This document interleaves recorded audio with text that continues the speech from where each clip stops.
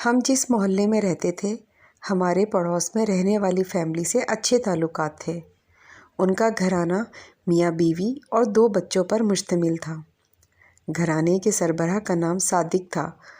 ان دنوں جب میں نوکری کی تلاش میں ماری ماری پھر رہی تھی اور ہمارے گھریلو حالات بہت خراب تھے، ماں بیچاری بہت پریشان تھی۔ ایک روز ماں نے پڑوسی ہونے کے ناطے صادق کو اپنا دکھ سنایا اور التجا کی کہ میری بچی کو نوکری دلوا دو۔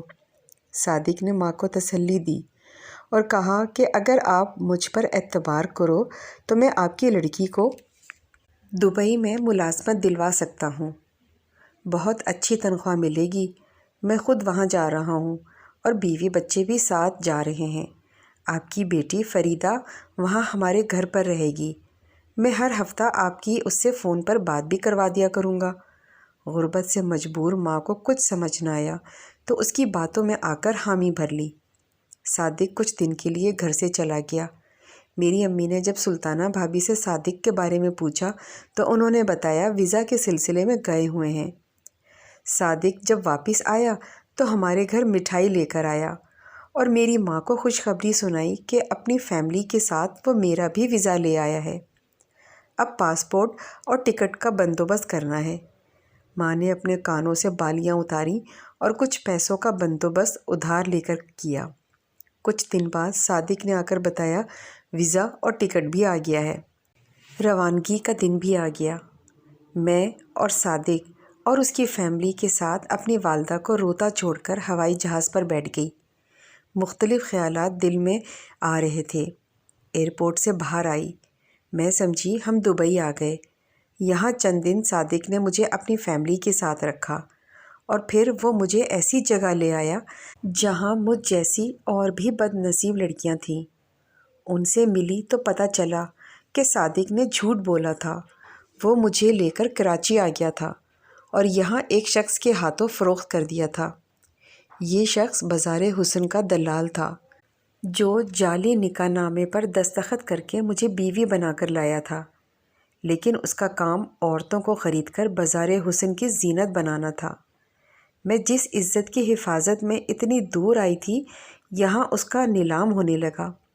میرا کوئی پرسان حال نہ تھا۔ موت کی دعا کرتی تھی لیکن موت بھی نہیں آتی تھی۔ میں ہر روز بظاہر جیتی اور ہر روز مرتی تھی۔ گڑ گڑا کر دعا کرتی تھی کہ اے خدا کسی شریف انسان کو میرے پاس بھیج دے جو مجھے اپنی بیوی بنا لے اور میرا ہاتھ پکڑ کر مجھے اس دلدل سے نکال لے۔ اللہ نے میری دعا قبول کی۔ ایک شخص جو شکل سے شریف اور با اخلاق لگتا تھا میرے پاس آتے ہیں۔ اس نے آتے ہی مجھ سے سوال کیا، تم مجبور ہو یا خوشی سے اس جگہ پر آئی ہو؟ میں نے اس کی طرف چونک کر ایسے دیکھا جیسے کسی نے بجلی کا جھٹکا دیا ہو۔ سال بھر سے جیسے کہ میں بس اسی سوالوں کے انتظار میں بیٹھی تھی۔ تبھی پھوٹ پھوٹ کر رونے لگی۔ آنکھوں سے آنسوؤں کی جھڑیاں لگ گئیں۔ جب رو کر دل کا غبار نکال چکی تو اس نے کہا، سچ کہا تھا میرے دوست نے، میں صحیح لڑکی کے پاس پہنچا ہوں۔ کیا کہا تھا آپ کے دوست نے اور کون ہے وہ آپ کا دوست؟ میں نے روندھی ہوئی آواز میں دریافت کیا تو نعیم نے بندھی ہوئی آواز میں بتایا، میں اسی بازار کا شوقین نہیں اور نہ ہی میرا شوق تھا کہ یہاں آ کر خود کو رسوا کروں، تاہم میرے چند دوست ایسے ہیں جو اس جگہ آتے رہتے ہیں۔ میرے دوست میرے گھر پر بیٹھے آپس میں گفتگو کر رہے تھے اور میں حیرت سے ان کی باتیں سن رہا تھا۔ اسلم نے کہا کہ یار طبیعت بوجھل ہے، ادھر جانا چاہیے۔ دوسرا بولا، اس بار شاہد سے کہنا پھر اس لڑکی سے نہ ملا دے جس کا نام ہم نے دکھی صورت رکھا ہے، ہر وقت روتی رہتی ہے۔ ارے ہاں یار، وہ فریدہ، وہ تو نفسیاتی مریض ہے۔ خوبصورت تو بے حد ہے لیکن ابھی تک اس نے ماحول کو قبول نہیں کیا ہے۔ کوئی دل بہلانے جاتا ہے اور یہ رو رو کر غموں کو دگنا کر دیتی ہے۔ بس پھر دل خراب ہو جاتا ہے۔ یار ترس آتا ہے اس پر۔ کمبخت ایک دلال اسے دھوکے سے یہاں لایا ہے، نوکری کا جھانسا دیا تھا۔ وہ بیچاری شریف لڑکی تھی جب بھی روتی ہے، میں نے جب دوستوں سے ایسی باتیں سنی تو تمہارا پتہ دریافت کیا اور یہاں تک آ گیا۔ جب پہلی نظر تم پر پڑی تو تمہاری اچھی صورت سے متاثر ہوا، مگر تم سے بات کرتے ہی معلوم ہو گیا کہ تمہیں طوائف بنا دیا گیا ہے، مگر تمہارے اس سجے ہوئے جسم کے اندر ایک شریف عورت ابھی تک زندہ ہے۔ اچھا یہ بتاؤ، تم یہاں تک کیسے پہنچی اور کون لایا تھا تم کو یہاں؟ تبھی میں نے اپنی ساری کہانی نعیم کو سنا دی۔ میری کہانی سن کر اس نے کہا، فریدہ، اگر واقعی تم سچی ہو اور اس گندگی سے چھٹکارا پانا چاہتی ہو تو یہاں سے اسی وقت نکل چلو، میں تم سے شادی کروں گا۔ مجھے اپنے کانوں پر یقین نہیں آ رہا تھا، میں اس گناہ کی زندگی سے تنگ تھی۔ میں فوراً راضی ہو گئی اور پھر رات کو نعیم مجھے وہاں سے نکال کر اپنے فلیٹ میں لے آیا۔ صبح ہم نے نکاح کیا اور میاں بیوی جیسے مقدس بندھن میں بندھ گئے۔ چند دن بعد نعیم نے اپنے گھر والوں سے رابطہ کیا اور ان کو خوشخبری دی کہ اس نے شادی کر لی ہے۔ نعیم نے اپنے گھر والوں سے معافی مانگی کہ اس نے بنا اجازت اپنی زندگی کا اتنا بڑا فیصلہ اکیلے ہی کر لیا تھا۔ نعیم کے والدین نعیم کی اس حرکت پر بہت ناراض تھے۔ بہرحال اپنے تو اپنے ہی ہوتے ہیں۔ کچھ ہی دنوں میں انہوں نے نعیم کو نہ صرف معاف کر دیا بلکہ کہا کہ اپنی دلہن کو ساتھ لے کر آ جاؤ، وہ جیسے بھی ہے ہمیں قبول ہے، اب ہماری بہو بن گئی ہے تو قبول کرنا ہی ہے۔